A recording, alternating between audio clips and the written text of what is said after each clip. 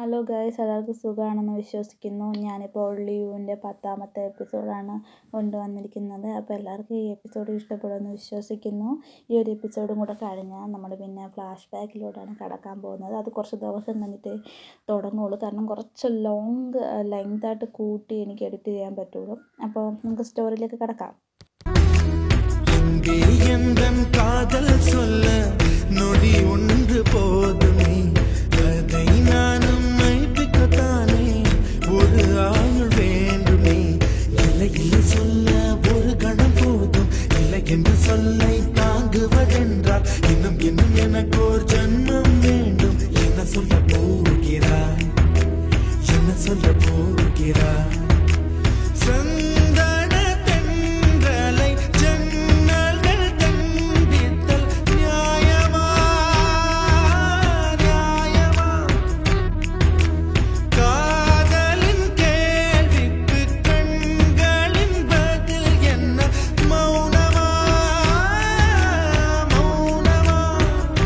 അവൻ എന്താ പറഞ്ഞത്?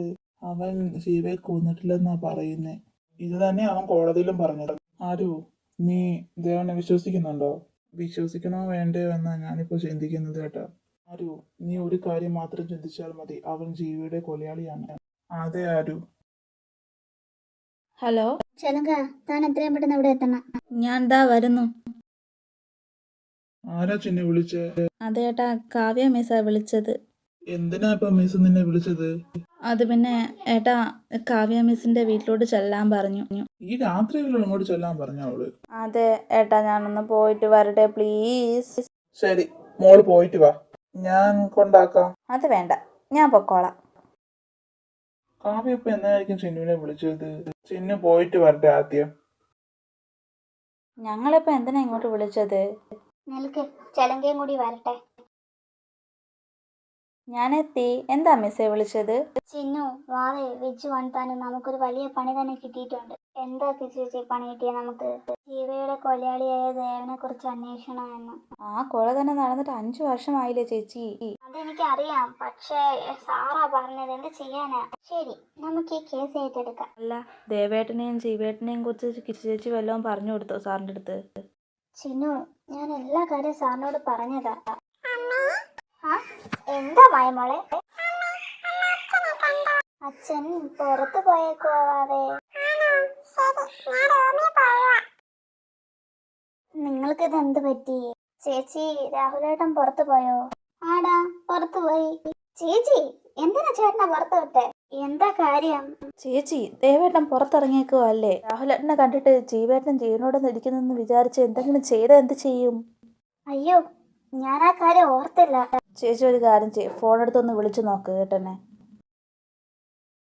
ഹലോ രാഹുൽ, നീ ഇത് എവിടെയാ? ഞാനിപ്പോ വീടെത്തും, ഒരു 5 മിനിറ്റ്. ആ, ഓക്കെ. അവയിപ്പം വീടെത്തുന്നാ പറഞ്ഞേക്കുന്നെ. ചേച്ചിക്ക് ഓർമ്മയുണ്ടോ, ജീവേട്ടനും ഇതേപോലെ താമസിച്ചു വരുമ്പോൾ ചേച്ചി ഇതേപോലെ വിളിക്കുമായിരുന്നു. താനും ഞാനത് പെട്ടെന്ന് ഓർത്തപ്പോ പറഞ്ഞു പോയതല്ലേ. രണ്ടുപേരും കൂടി ഇത്തിരി മിണ്ടാതിരിക്കുവോ?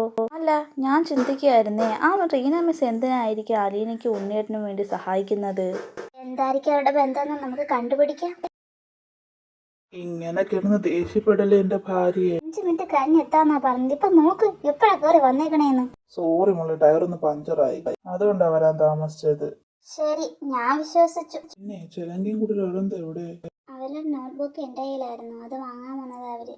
ഓ, മായമോൾ ഉറങ്ങിയോ? ഇല്ല. വാവേ, നീ ഇവരുടെ കൂടെ ഉണ്ടായിരുന്നു? അതെ ചായ. ചിന്നൂട്ടി, എന്താ പറ്റി മോളെ? മോഹമൊക്കെ ഒരുമാതിരി ഇരിക്കുന്നു. ഒന്നുമില്ലല്ലോ ഏട്ടാ. വൈക, എന്താ ചിന്നൂട്ടിക്ക് പറ്റിയത്? ഞങ്ങൾക്ക് അറിയില്ല ഏട്ടാ, കിച്ചുവിന്റെ വീട്ടിൽ നിന്ന് വന്നപ്പോൾ തൊട്ട് ഇങ്ങനെയാ അവള്. അല്ല, കാവ്യ എന്തിനാ നിങ്ങളെയൊക്കെ വിളിച്ചത്? അതോ, നോട്ട്ബുക്ക് തരാൻ വിളിച്ചതാ ഏട്ടാ. ഓ, അതിനെന്താ നിങ്ങൾ 4 പേര്? ഞങ്ങളുടെ ബുക്കും ടീച്ചറിന്റെ കയ്യിലായിരുന്നു, അതുകൊണ്ടാ ഞങ്ങളെയും വിളിച്ചത്.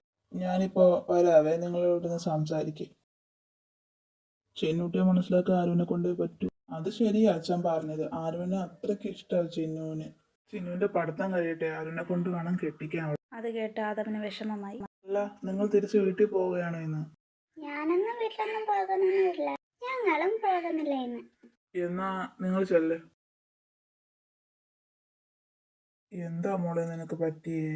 ഏട്ടാ, ഞാൻ പഴയ കാര്യങ്ങളൊക്കെ ആലോചിക്കായിരുന്നു. മോളെ അതെല്ലാം കഴിഞ്ഞല്ലേ, പിന്നെ നീ എന്തിനാ അത് വീണ്ടും വീണ്ടും ചിന്തിച്ചിരിക്കുന്നത്? എന്നെ കൊണ്ട് ഒന്നും മറക്കാൻ പറ്റുന്നില്ല ഏട്ടാ. കരയല്ലേ ചിന്നൂട്ടി. എല്ലാവർക്കും ഈ എപ്പിസോഡ് ഇഷ്ടപ്പെടുമെന്ന് വിശ്വസിക്കുന്നു. പിന്നെ കുറേ കാക്കയുടെയും ഇത് എല്ലാവരും അലപ്പും കുറേ സൗണ്ടൊക്കെ കാണും. അതെല്ലാം ക്ഷമിച്ച് എല്ലാവരും എപ്പിസോഡ് കണ്ട് എന്നെ സപ്പോർട്ട് ചെയ്യണം. നമുക്കിനി അടുത്ത എപ്പിസോഡിൽ കാണാം. എല്ലാവർക്കും ബൈ ബൈ.